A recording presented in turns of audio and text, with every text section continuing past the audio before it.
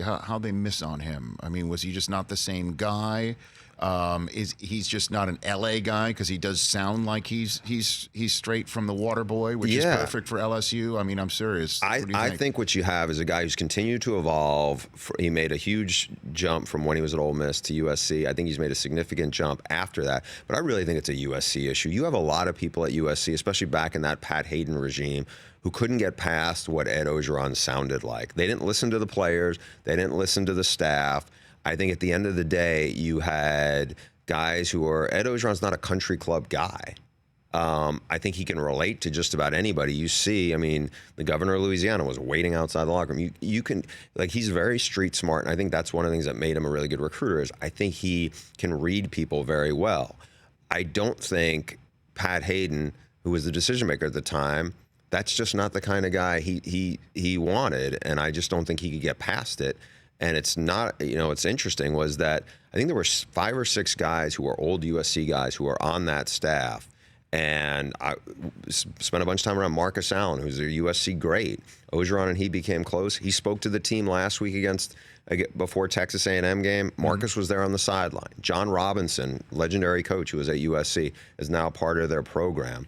And I think you see so many guys who understand what Orgeron is way better than Pat Hayden ever did, and that's why USC is where USC is right now, and LSU is the #1 seed going in the playoffs. Well, are you surprised that the new athletic director in USC, Mike Bohn, said to Clay Helton, stick around?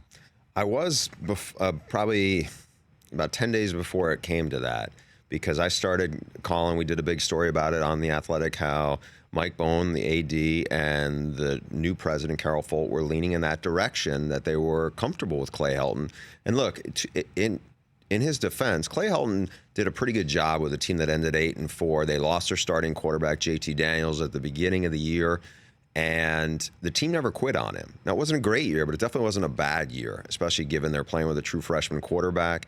I think when a lot of people will look at this and say, oh, well, Clay Helton is, and they'll point to like a slightly better than 500 record when they don't have Sam Darnold. But that's not really fair, because he was the one who found Sam Darnold. He was the one who developed Sam Darnold. Now he has another 3-star guy who's much better than a 3-star guy, and Keaton Slovis at quarterback. And I think when the USC brass really looked at it, they said, okay, we have come out, especially with Carol Folt, the new president.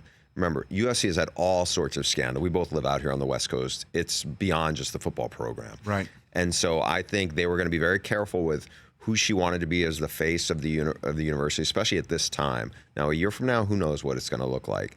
From my reporting, I also heard that Clay Helton's buyout, along with the staff, is much more than it's been reported to be.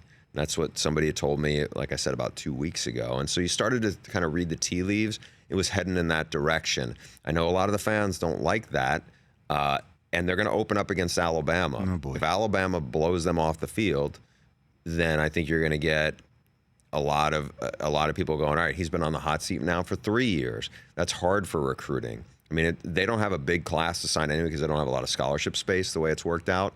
But this recruiting class is going to be one of the lowest ranks probably they've ever had.